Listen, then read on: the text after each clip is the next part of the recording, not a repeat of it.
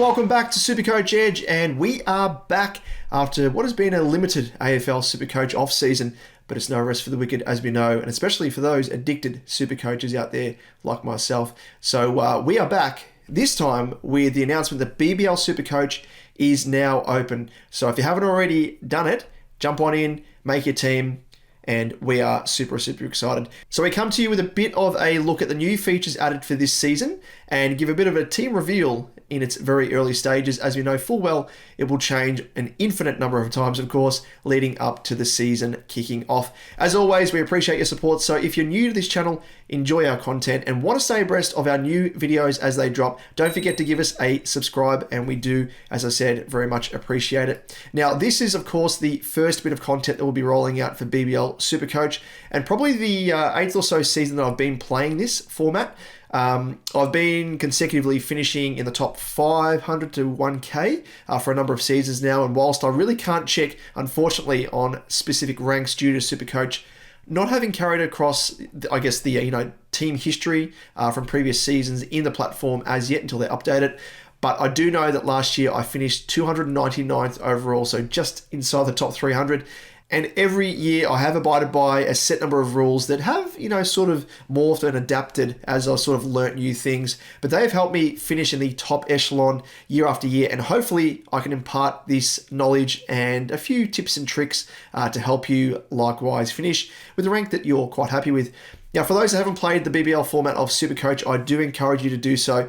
Just give it a crack, really. The benefit of BBL compared to AFL, and this is where the fun comes in, is that we get unlimited trades with 3 per round. So you are highly encouraged to trade in this format. A bit more like AFL fantasy in that respect.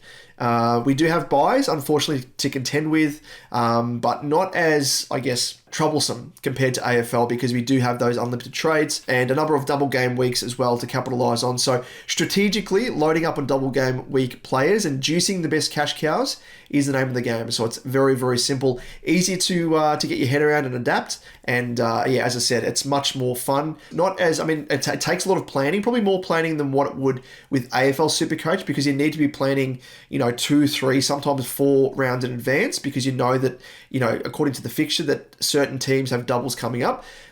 So you really need to capitalize on that, and then obviously be conscious of those on buys. Now, before we unveil our team here, let's quickly touch on the new change up to BBL SuperCoach for this season, which comes in the form of a new flex position, which I'll flick across just now, and you'll see it on screen. Now, this is through the Herald Sun, of course, this little write-up. So in terms of this flex position, what does it mean? What is it? So for those people that play AFL fantasy, you'll be a little bit more familiar with this, with it otherwise being known as the utility position. So basically it's an extra position that you can fill with any player from any position. So a wicketkeeper, batsman or bowler, mid-pricer, rookie or premium player, depending on obviously your budget. Now the caveat here is that whilst it extends our old squad of 11 players to now sit at 12, only the best 11 scorers will count from week to week, with the lowest scoring player on field of your 12 dropping out of your total score. So the benefit of this is that it helps provide a bit of a safety net for those instances of a washout, which is something that happens far too regularly in the BBL, or one of the other more common occurrences of a pure batsman going out cheaply for a duck and scoring a 0 because they don't really score any points when they're fielding, which can really pretty much all but ruin your round when that happens. So players that are, I guess a bit more up and down, have a lot of deviation, a lot of fluctuation in their scoring, such as Alex Hales of past seasons from the Thunder. Stoinis is another player as well. The big standard deviation type scorers. It does allow you now to choose them with a little bit less risk and a little bit more confidence, knowing that if you don't nail their upside games, their scores can drop out and not really impact your team as much compared to previous seasons. Personally, I really like this, and it's something that I thought would have been implemented for the AFL SuperCoach season, given the early round buys, and it might have helped us potentially hold a trade or two up our sleeves, given that it extends out as a bit of a fail-safe, bit of a safety net with that extra player there. Now, I want to emphasize a quirk with this new flex position as well that I think will actually catch a lot of people out. So to put it simply, the player you choose to have in your flex position cannot, I emphasize now, cannot be replaced by an emergency. So if you were hoping to hold a non-playing player loophole in that position, it won't work, as a score off the bench can't be then subbed into this position, even if that said player in the flex position and the player on your bench have the same matching Supercoach positions. You know, if they're a bat, bowler, wicketkeeper, DPP, doesn't matter. So if you want to use your loophole, whether it be for captaincy purposes or subbing a score in off the bench, you'll need to do it as per normal in either the bat, bowler, or wicket-keeping positions. So just keep that in mind, because I reckon with this little fine print, if people aren't across it, you will be caught out. So just keep it in mind. It is a really good addition, I think, for the platform, as I said, but it will provide a little bit of a speed hump, I reckon, for those people, especially early days, that are trying to adapt to it. Now, the other big thing to note is in relation to if you find yourself in the unfortunate position where your captain scores the lowest score on a given week. His score will drop out of your total, and it also means that his captaincy score will not be replaced by your vice captain. So essentially, your vice captain's score will not be doubled in this case if your captain scores the lowest, and you will simply not have a captain score for that round. So it is harsh, but something to keep in mind. My main takeaway from this is, if anything, it just encourages us to use the vice captaincy loophole on a player playing early in the round to ensure that we don't find ourselves in this very position. But this is something, of course, that we will perhaps chat about in an upcoming video about all things strategy and fixture in a bit more detail. So stay tuned for that. And just quickly on the fixture as well, you'll see it here on screen if you're watching us here on YouTube. You'll notice that the Stars and the Gades have the double game week in the first round. So from the outset, these are the guys to prioritize first up in your starting team. However, if you look ahead to round 3, you'll see the Gades have a bye before they then have their second double game week. So we really need to be mindful in not overloading our team with Renegades players, because we may trip ourselves up knowing said players will be on the bye. So it's all about balance, really. I mean, you can carry across, obviously, players that are on their bye on your bench. But last year was a classic example where the I think it was the Heat. They had a very similar fixture where they had a double game week early on, and then they went into a bye and then came out of it, I think, with a double game week, either the very next round or the round after. And a lot of people were just overloading with Heat players. And obviously, you know, across the first couple of weeks, you've got 6 trades up your sleeve. And I was finding that people were actually having players of, like, you know, 7, 8, 9, sometimes 10 players from the Heat. And it meant that they had to hold, you know, a carryover of whatever the leeway is, you know, 3, 4 players on their bench. And it meant that they were forced to play players off their bench that maybe necessarily weren't the best scorers. And they were forced to trade out those players from the Heat with all of those 6 trades that they had. So you've really got to be mindful of that. But again, this is something that we will discuss in terms of the strategy around fixturing in that upcoming video. But basically, you want to be structuring your team with 3 to 4 rounds in mind, basically to provide a nice balance of diversification and planning for those double game week players for not just the now, but the upcoming double game weeks as well, to help you get a step ahead of everyone else. So that's virtually the name of the game of BBL SuperCoach, is just that planning. If it comes down to great planning, you're going to be in for a really, really nice season, bar, of course, those external factors like injuries and form, fluctuations, everything else. But if you ask the previous winner of BBL SuperCoach, he's won it back-to-back, we might try and get him on for a bit of a chat as well, but he will echo this sentiment. It's all in the planning. It's all about the fixture. It's all about capitalizing those double game weeks and planning at least 2 to 3 weeks in advance. He'll probably say that he plans like 4 or 5 weeks in advance, which is like 4D chess type stuff. But, you know, it's kind of the name of the game here with BBL SuperCoach. So we'll, again, as I said, chat about that and explain that in greater detail in a future video. But this is just something to keep in mind of how I have structured my side, and just to sort of have it in the back of your mind as I'm going through and naming each player. So without further ado, let's get into things and start by revealing those players in the wicket keeper position. So here we have it, a clean slate for another season. It's always a joy to see this. It is quite nerve-wracking because you need to nail it, but it's always good fun because you know that this is virtually like a blank slate, like an artiste, and hopefully it's something that's you know, is the level of a Banksy or a, you know, Michelangelo or, you know, Da Vinci or whoever paints. I have no idea. But anyway, let's have a look first up for the wicketkeeper position. And first up, we have this man here. He's at the top of the list. He's actually the highest owned wicketkeeper. Probably no surprise as well because he is on the double first up. It is Sammy Harper. So Obviously, as a start, he'll be playing that double game week first up, as I said, which is a big tick. Now, the second is his very cheap price point, but I think by no means at the moment anyway is he a lock and load, as he's this price for a reason, given he had a very ordinary previous BBL before being put on ice for the remainder of the season due to a head knock. He got concussed, I think it was in the nets, copped a rogue ball, and was virtually put out to pasture. So we will need to monitor his form leading into the BBL season, and more so what his role will be in the lineup as well. Now the Stars, they have brought in Ben Duckett into their side this season, who will most likely be one of the openers with the bat, but also has the ability to take the gloves, which may see Harper make way, as he'd really only be used in that case for his batting ability alone. And if the Stars see a need to bring in an extra bowler into a specific game as well for a particular round, he could be among those to fall out of the team. At minimum though, it could see Harper batting way down the order as well, behind the likes of a Duckett, Rogers, Webster, obviously Maxey, Stoinis, Cartwright. So may not even get a chance of a bat if the top order dominate.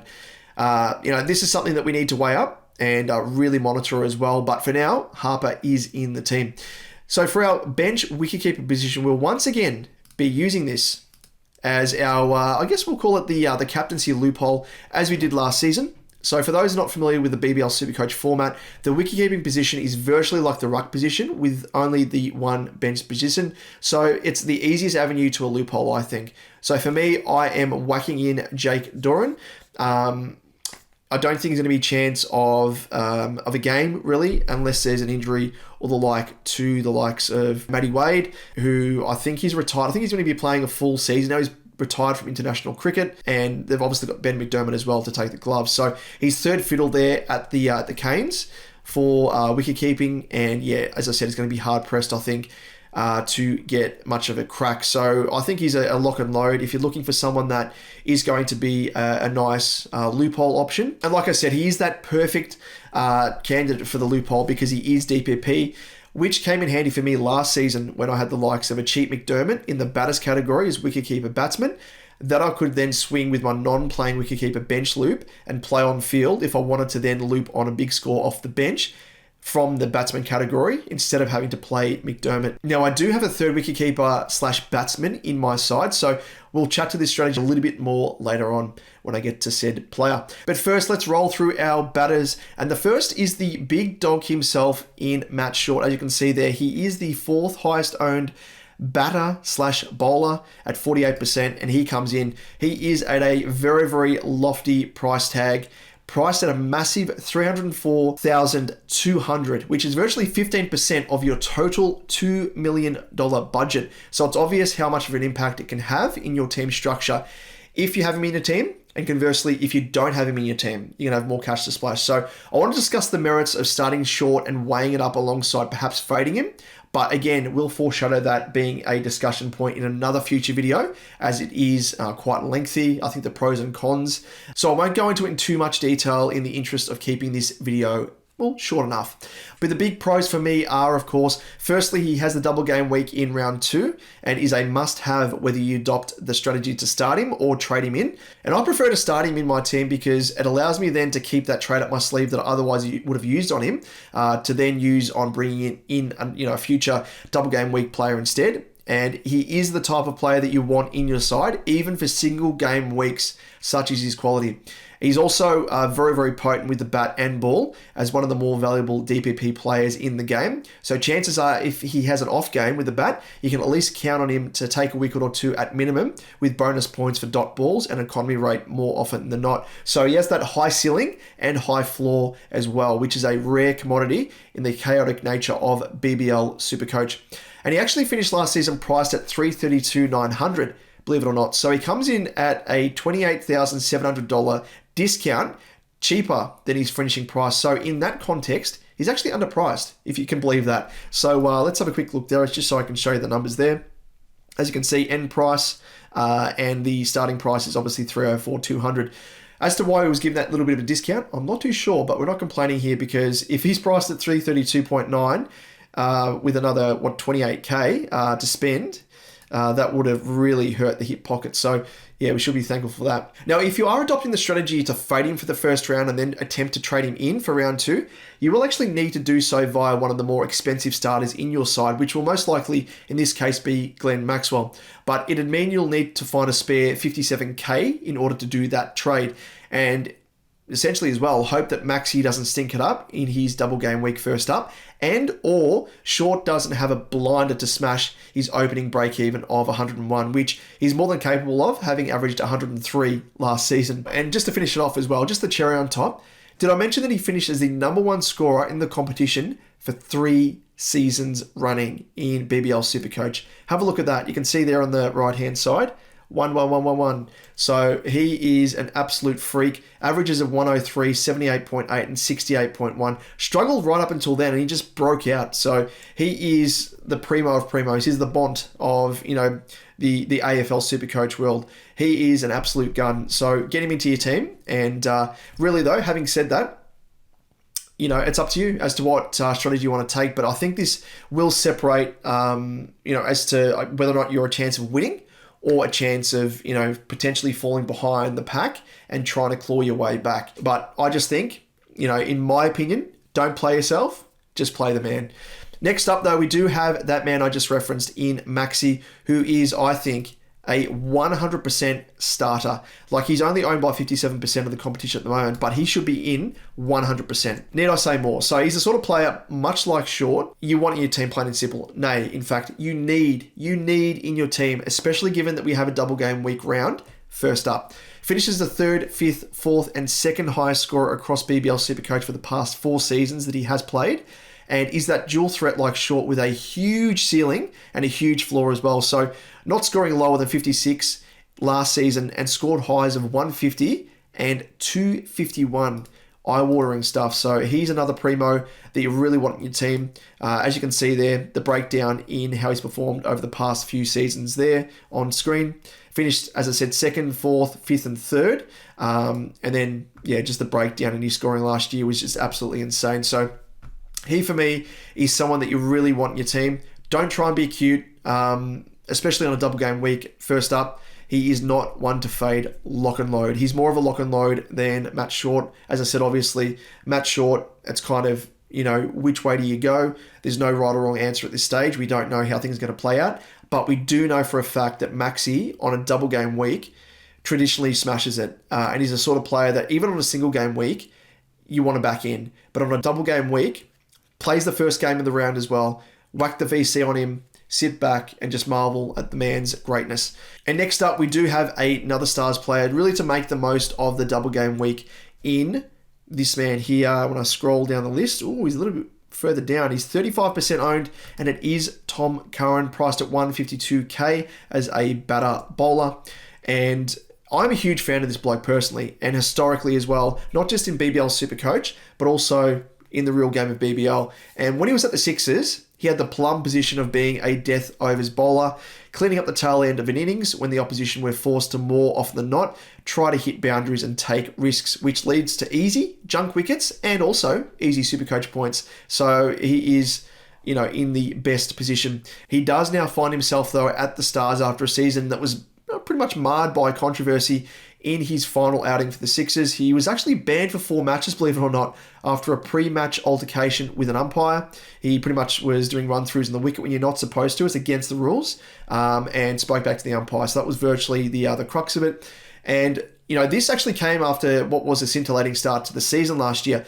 And he actually scored 128 in SuperCoach first up against Hobart. Then it was at that pre-game that he stuffed up and got banned. Following that ban, he actually returned to limited effect with a SuperCoach score of 6 and then had an injury that was, I think he had a knee injury, which prematurely ended his season with a 33 against the Stars, and that was it, done and dusted. Now, with Curran, injury is something that has ruined his past few seasons, with only 4 games in each of his past 2 seasons for averages of 42.5 and 41.8. But when he is fit, he is one of the more potent all-rounders in the game, having posted averages of 71.5 and 73 in the previous 2 seasons that he's been able to play every game, which saw his price teeter around about that 200k mark. So at the starting price this season of 152k, he presents as a genuine bargain in my eyes, provided that he can, of course, slide into that death overs role, much like he had at the Sixers. So there's a little bit of an asterisk there. We'll just have to wait and see as to the way things play out. But I am very, very bullish on this man. Next player is one with huge upside and well and truly broke out last season in the Rooster himself, Jake Fraser-McGurk. He did start last season at a bottom price 62.5k with increased opportunity. Came with that a big uptick in runs and massive boundaries to boot, smashing scores of 72 SuperCoach points in 4 out of 7 games, with totals of 42, 48, 55, and 70 with the bat. Now, I normally wouldn't start a pure batsman at this price point, but given he is on a double game week first up and has a huge ceiling, he can't be denied in my eyes. And that's before factoring in we now have the safety net of that 12th man flex position, which means that, the scores drop out if he does indeed have a stinker across both of the first 2 games to start for his double game week. Hopefully that doesn't happen, but I do remember last season where I had him in my team. I started with him and it was a really nice cash cow as well. But on his double game week, I opted to put him on the bench and wanted to screen his first score, his first game in that double game week. He put in a stinker and I thought, you know what? I'm going to back him in to put in another stinker for the second game. Well, did the man come back and whack me over the back of the head because he came out and absolutely smashed it. And I didn't opt to obviously loop on his score, and that was the risk I took. But again, I think he's someone that I want to start in my team. He's going to be arguably, I reckon, one of the opening batsmen for the Gades. They no longer have, obviously, Sean Marsh is retired. Finch is retired as well. So really, the world is his oyster. So I'll wait and see how he performs. But I am very, very bullish on this bloke. He's an absolute gun. Got a crack at national level as well. So looking forward to seeing him smash some massive boundaries this BBL. And the 5th batsman is another Stars player, believe it or not. And it is in the form of Marcus Stoinis. Now, I'm a little bit hesitant with this bloke because whilst I am a massive fan of the Hulk, as he is named, he has burnt me in the past 2 to 3 seasons running. And he was once upon a time actually a really reliable all-rounder. And since then, we've seen his opportunities roll the arm over all but vanish due to injuries and form. And opportunities with the bat, likewise, have even dried up, sliding from one of the old opener positions that he had alongside Maxi to now sit closer to the middle order, which is virtually a no man's land type position that you don't want in SuperCoach. It's virtually a pure bat, as you mightn't actually take the crease if the top order gets the job done, and especially if it's in a very low run chase situation. But at the price point of 84.2k, his upside is hard to ignore, especially in a double game week. And at minimum, hopefully he can eclipse his break even at 56 and make us some cash in the short term. If anything, he is the one player I would be keen to perhaps start on the bench and maybe loop his score on if he happens to have a blinder in the first of his 2 games as extra insurance. I spoke about that just before with Jake Fraser-McGurk. That could happen again. Again, that's a gamble that you want to take, but again, I've been burnt so many times by Steinberg in recent seasons, so it's something I'll have to weigh up. But, obviously the Stars have 5 games in the first 3 rounds. They've got a double, a single, and then a double.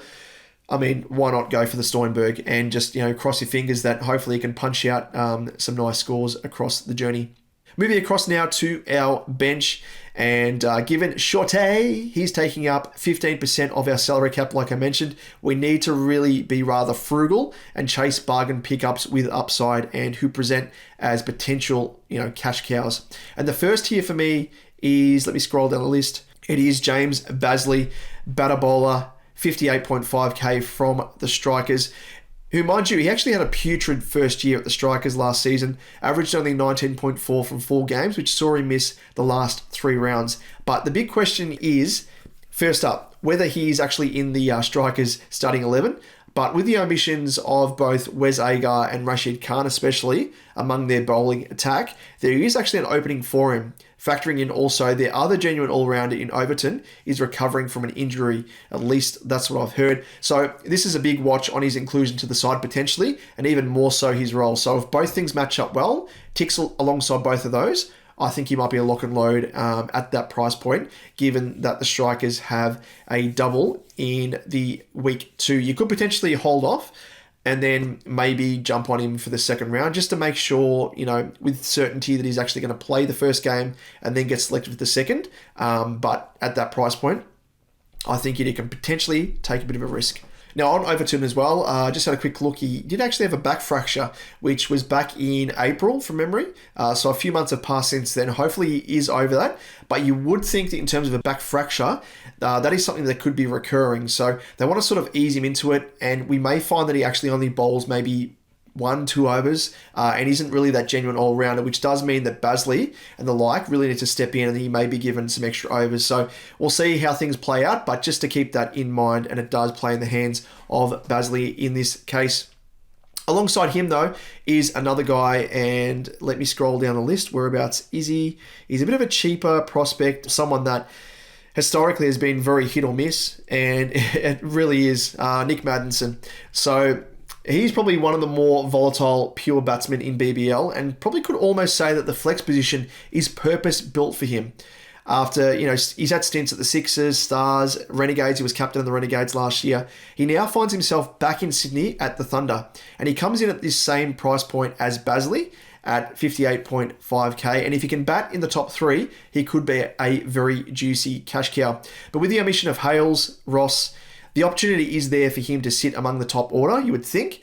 Of course, Davey Warner, he's since retired from national duties. He will likely take the opening spot alongside Bancroft, which leaves Billings and Maddo jostling for the third or fourth spot in the batting lineup, which elevates his prospects. So someone that I wouldn't say I'm bullish on, but I think presents high upside and really low risk, because again, we've got this flex position, and if you play him on field, he has a stinker. There's no real worries with that. So he is someone that you could actually play in your flex position if you really wanted to take a bit of a risk. Or alternatively, depending on when the Thunder play, if they play early on and, Maddo shows that he smashed a big score, you could then loop him in off the bench with a bit of a loophole action, which we will talk about in another episode as well. But again, at that price point, presents as around about someone that could present as a bit of upside and be a nice little cash cow along the journey. Let's move now to our bowling brigade, flick across to there, and we start now with our fifth Melbourne star in our lineup in the Big Slug Webster, aka Bo Webster. So he is owned by 40% of the competition at the moment. He's priced at 164.7k as a batter and bowler, so a nice little DPP player there. And this bloke, I must say, he was actually a thorn in my side last season, as whenever I actually faded him, he went massive. And then when I started him in my team, he went shite. So the big surprise was the amount of overs as he was gifted last season, despite a strong Stars bowling outfit, especially towards the latter overs of the innings to nab those cheap wickets and cheap SuperCoach points that I've referenced earlier on when talking about Tom Curran. Has averaged 55.9 and 55.8 in his past two seasons as a juicy DPP that I do recommend starting. Super reliable with the bat by himself, and even if he is limited to 2 overs with the ball, he has the knack for taking a wicket or two as a bit of a bonus. So someone that I do recommend people look at very, very closely. Moving on to the next position, and it is Will Sutherland. So Sutho, he makes it the second Gade in my lineup as the newly minted Gade's captain, and another genuine all-rounder that I think must be under big consideration on a double game week. After 4 ordinary seasons of the BBL over the past 2 seasons, he has managed to average 51.1 and a 44.9. So he has broken out and he has been able to maintain that. He didn't really do too much damage with the bat last season, it must be said, but made the most of it with the ball with 7 wickets across 8 games. Then we have 2 of my favourite pace bowlers in the BBL for the next couple of positions in Sean Abbott and Jai Richardson. So we will plug them both into my team. Where are they? Where's the ownership here? So Abbott is actually down the list here. He's owned by only 15% of the competition, priced at 131.8k. And good old Jai Richardson is priced at 130k on the dot, and he is owned by 25% of the competition. And he reminds me as well of Otis from Sex Education, that show on Netflix. If anyone's seen it, look at Jai Richardson alongside Otis. they're literally the same person. It's hilarious. Anyway, let's get into it. So both of these guys share the tag of being severely underpriced compared to their usual starting price tags, with prices closer to 200k for both in recent times when performing at the usual output. This means that they come at a 70k odd discount. And as for the usual output, well, Richo, he's averaged, let me bring it up here on screen so you can check it out. And his career stats here, he is averaged, as you can see there, 79.7, 64.4, 58.1, 68.8, and 55.5 over his past 5 seasons. And as for Abbott, let's bring him up on screen now. In terms of what he's been able to average, he's averaged 63.8, 70.8, 54.3, 85.3, 67.9, and 79.5 over his past 6 seasons, and remains the highest wicket taker in BBL history to boot as well. Now, in terms of where their price point and what they're sort of averaged around, they're priced around other guys. Let's just sort this by highest price. So they're priced around an average of sort of just behind Sutho, who's averaged 44.9 last year, and just above Chris Green, who's averaged 43.7. So around about 44 is their average of what they're priced at roughly. And when you compare that to the fact that, as I said, 79.7, 64, 58, 68, 55, across pretty much both of them over their last 5 to 6 seasons, it shows they're pretty much priced 14 to 20 average points behind where they should be priced at when they are at the top of their game, of course. So both have had down years due to form and injury, with Abbott averaging 34.1 from 7 games last season and Richo 30.5 from 8 games. But with both posting their lowest average of the past 5 seasons, it would indicate that it is a bit more of an outlier here, and the likelihood of them returning to those lofty averages that I spoke of highlights how underpriced they are in terms of their potential output. And I just think in terms of what they can provide, because it's their one down season that they've had in their past 5 seasons or the past 6 seasons when we're talking about Abbott, it's a lock and load for me, really. And also in the interest of diversification as well, it also sets us up nicely with both having double game week rounds in round 2 and round 3, which means that we save 2 trades, not having to trade them in. So again, it's always about forward planning. That's a big thing here. Let me just pop up the fixture on screen here. So there we go. As you can see there, so Scorchers, the double in round 2 and round 3. The Sixers have the double. So yeah, again, those are the only 2 doubles that both those teams have as well for the entirety of the BBL season this year. So make the most of it. And I think going past previous seasons, those are the 2 guys historically that you really want to jump on from either of these 2 sides. They both, again, they take the death over bowling roles and they really do it to great effect. So both of these guys would love to start my team, even though they may seem expensive in terms of their price point in comparison to maybe others. I do think they are underpriced, as I spoke about, and something that does appeal to me given that. So let's flick back across to my team here. For our last on-field position in the bowlers position, we do have this man here, Adam Zampa. He is owned by 49% of the competition. He's priced at 80.1k, which in my opinion is underpriced by around about 50k if we're going by previous season's starting price. He finished with a career low 27.1, down on his previous season's averages of 42.6, 35.7, 54.3, 64.3, 49.3, and a 47.8. He comes in as that value selection for me, much like Stoinis, who is similar in price point and presents huge upside in a double game week round first up. On the bench, we finish things off with, let's scroll down the list, at 31% ownership, it is the young dynamo, Jordan Buckingham, priced at 39.5k, bowler only. But yeah, he's one of the more highly rated youngsters who's caught the eye playing for Australia A. Unfortunately, he picked up a side strain the day before I am actually recording this, so we'll be touch and go for the start of round 1 for the BBL, but he could return for the round 2 double game week for the Strikers. So we'll have to watch and see his progress and rehabilitation with that injury. Hope, or at least plan, for a contingency closer to the season kickoff and really assess from there. Then we have, alongside him on the bench, right here, 34% ownership, 39.5k, Will Salzman. and he's a genuine all-rounder for the Thunder, and more so of a speculative potential cash cow. So he is in there as that speculative pick at this stage, so will be one to track. Do we start him as a non-playing player, potentially, to try and, I guess, loop a score off the bench in the early rounds and hope that he gets a crack later? Maybe. Otherwise, the other thing that I can do is swing a Basley into the bowlers and swap Salzman for a Constance on the bat bench if he can break into the Thunder lineup. Now, Constance, he is another highly rated youngster who is actually being touted for the national team as a potential opener with huge raps, but if he does falter in that audition for Australia A, it could be to our benefit of our BBL side. So hopefully we don't want to see him fail, but from what I've seen, he actually hasn't lit the world on fire at this stage of when I'm recording this, so who knows, but he is highly rated, much like Ollie Davies, obviously of the Thunder as well. Could get a crack, don't know, so I'll have to wait and see his progress and assess from there. Now, rounding us out in the flex position, let's go to that, and he's the 9th highest owned player overall at 37%. Priced at 140.6k as a wicketkeeper batsman, and it is Josh Inglis. Now, as I mentioned earlier, as the 3rd wicketkeeper / batsman in my side, behind Harper and the loophole in Durham, it gives me flexibility to swing players around. So, for example, I can swing Inglis into my bats. So let's just visually do this here for those people tuning into YouTube. So I can swing Inglis into my bats, for example, with someone like a Curran, another DPP player.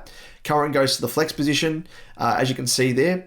And then I can also swing that player in Curran from the flex position to a player that's in the bowlers category that doesn't necessarily have to be a DPP player. But in this case, I've swung Curran into the bowlers category or position and put Sutho in the flex position. Or if I wanted to, I could put Abbott there, or I could put Zampa there. I could put anyone there, really. So that's, I guess, what I'm talking to in terms of the flexibility that the flex position does provide.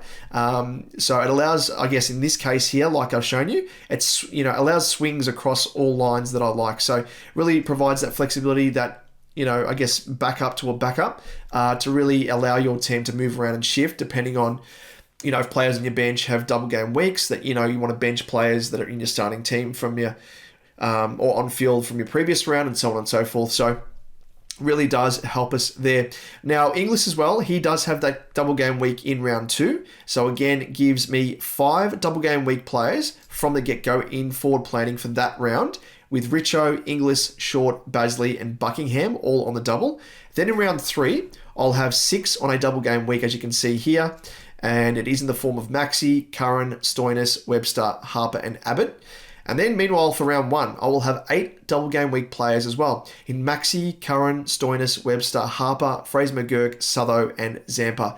So as you can see there, without having made any trades whatsoever, I've already got 8 double game week players in round 1. Round 2, I have 5 double game week players, and round 3, I have 6. So good position to be in, and it really does beg the question now. I'm sure you're wondering, in terms of what I would then be doing with my 6 trades across the first 2 rounds, and maybe the first 9 trades across the first 3 rounds. Well, in this case here, I can plan for round 5, round 6, round 7, and again, talking to planning in advance, weeks in advance, rounds in advance. So I'll chat about that more in my next video, chatting about the fixture, trading, and strategy all around that. So make sure to stick around for that. But with that, ladies and gents, before the video goes on any longer, that is my team. Let's wrap it up there. Let us know your thoughts down below, and would love to know what structure you have gone for yourself. Have you potentially faded short? Are you starting Matt Short? Who are your absolute locks and bargain picks as well to keep an eye on? Let us know down below. We always love the collaboration and discussion in the community. And thanks as always for tuning in. The first for the season for BBL SuperCoach. And don't forget as well to hit that subscribe button along with the bell notification as well to be alerted when the next video in our BBL SuperCoach series does drop. Now, if one thing's for sure, it is very, very good to be back. Thanks as always for tuning in. All the very best, and we'll see you in the next one.